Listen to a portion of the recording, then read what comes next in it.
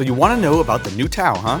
You already play the army and want to know what's new in 10th edition Codex, or you're into anime robot mechs and want to shoot big pew-pews at your enemies. Either way, you've come to the right place. Buckle up, it's time to take a look at the new detachments in the Tau Codex to help you decide which one is right for you. I'm not going to be going through each and every ability, but I'm going to be going through the ones that I think are the most compelling to determine what you should play. This book has 4 detachments, and while only 3 of them are technically new, we've seen some adjustments to the original Kauyon one that change it dramatically. This detachment's core ability remains incredibly strong, granting sustained hits to your units from turn 3 onwards, and sustained 2 to those units who are also being guided. For enhancements, Exemplar of the Kauyon is still a tasty option, granting you Kauyon an extra turn early, while the Pure-Tide Engram Neurochip is being replaced by what I think is a better option for this detachment, the Solid Image Projector. This allows you to redeploy up to 3 units after both sides have deployed. The stratagems for this detachment have also seen some interesting changes. Stim Injectors and Strike and Fade are being moved out of this detachment, which at least prevents it from being the de facto best option in my opinion. Instead, we gain a Tempting Trap, granting +1 to wound for a unit against targets on an objective that you select the first time you use the strat.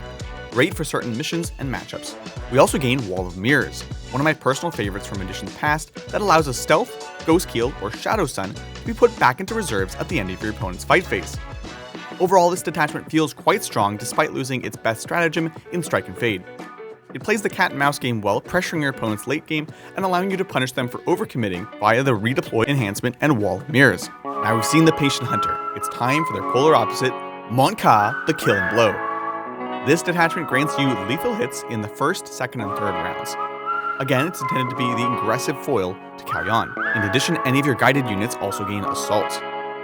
Generally speaking, this feels kind of underwhelming compared to the sustained hits of Kauyon. Assault on weapons is great for maneuverability, but it would have been nice to gain it all the time rather than only when being guided. For me, there are 2 standout enhancements here. First, we have Strike Swiftly, which grants Scout 6 inches to 2 nearby units. This helps you not only get closer for those aggressive turn 1 plays, but it means you can also deploy right on the front line and scout backwards if you end up going second. The other interesting enhancement is Coordinated Exploitation, which grants sustained hits to the unit the bearer is guiding. It's a nice way to regain the sustained hits that Tau players have grown accustomed to while having Kauyon. With that, let's take a look at the stratagems. Honestly, this detachment boasts an impressive lineup of strats that are pretty much all worth mentioning. Pinpoint Counteroffensive looks like a niche pick, granting a rerolls to hit for your army against a unit that destroyed a non-crew unit for 1 CP. Right now, the meta, however, is filled with big bully units that would be perfect for this to target and really makes your opponent reconsider popping those early game piranhas. Aggressive Mobility allows you to auto-advance 6 inches for a CP, which is a fantastic tech piece that's also not limited to battlesuits. The game is won in the movement phase, so watch out for this one. Focused Fire grants 2 of your units +1 AP against a single target, as long as it's not round 4 or 5, and it can't split fire, which you already don't want to do because of Tau and Marker Lights. Pulse Onslaught is expansive at 2 CP, but it does slow an enemy unit by subtracting the 2 from their movement, advance, and charge rolls.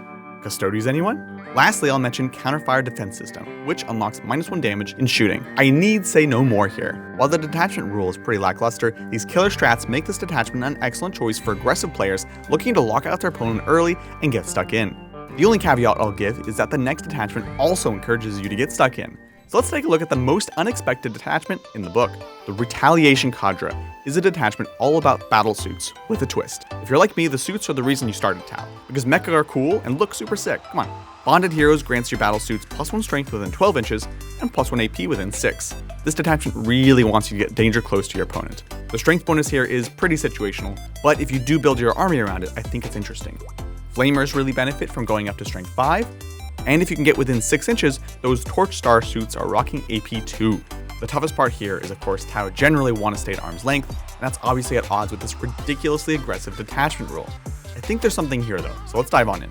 In terms of enhancements, I think there's actually 3 worth mentioning, starting with the Pure-Tide Engram Neurochip, which finds its new home nicely in this detachment. This device allows you to use a stratagem which was already been used this phase. This becomes incredibly interesting when we look at the stratagems, so we'll come back to this in just a moment. The Starflare Ignition System allows you to uppy downy the bearer's unit, returning them to deep strike at the end of your opponent's turn. This is an incredible ability that will be an auto take in this detachment. Lastly, I want to mention Internal Grenade Packs, which does 2 things. One, it grants the grenades keyword to a battlesuit model, and then it also grants them an ability that's basically the grenade strat again, against a unit that they flew over. This nasty double grenade bomb is looking pretty cute, and I'd love to try it out on a Cold Star commander. Okay, so for stratagems, I want to talk about 3 here. First off, Stim Injectors is also relocated to here, granting a 6+ Fatal Pain in the shooting or fight phase. It's cute, broadly applicable, and nice for protecting those units that are danger close. The shortened blade allows you to deep strike just beyond 3 inches rather than the normal 9 from deep strike. It's a very powerful ability for 2 CP that lets you snipe objectives away and make your crisis blocks even harder to screen out than before.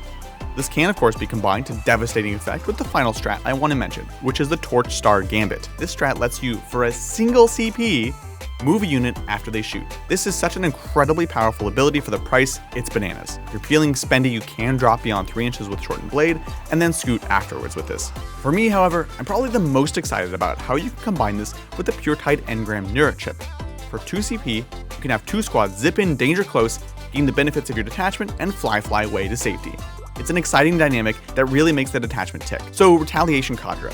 This is the detachment for you if you're all about positioning, taking dangerous gambits, and kiting your opponent on the razor's edge of devastation, for both of you. Super fun detachment I'm really excited for. And now we come to the detachment I wasn't sure we'd ever see in Warhammer 40k, the Kroot Hunting Pack.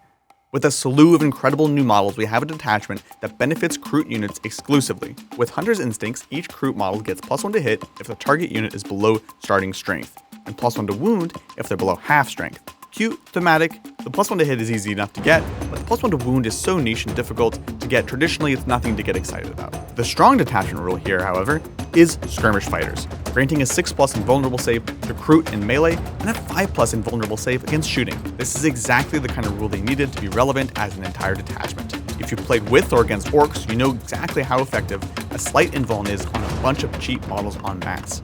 And this feels kind of like the same vibe. Lastly, in this detachment, Kroot Carnivores do become battle line, which means you can field up to 6 of them. Makes sense.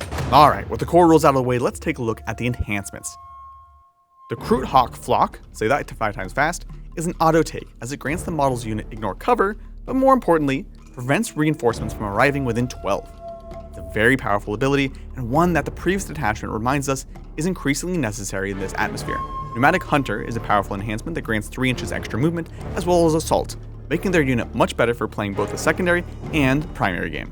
Fourth Rod Gland, on first glance, looks great, granting critical hits on 5s rather than 6s. As this does have to be taken on the Flesh Shaper, this means that the unit gains sustains on 5s, making it easy to mob the enemy and gain that sweet 5+ Fatal Pain. Now I know what you're thinking, Kroot only have basic close combat weapons. They can't do anything in melee. Well, think again as we take a look at the stratagems.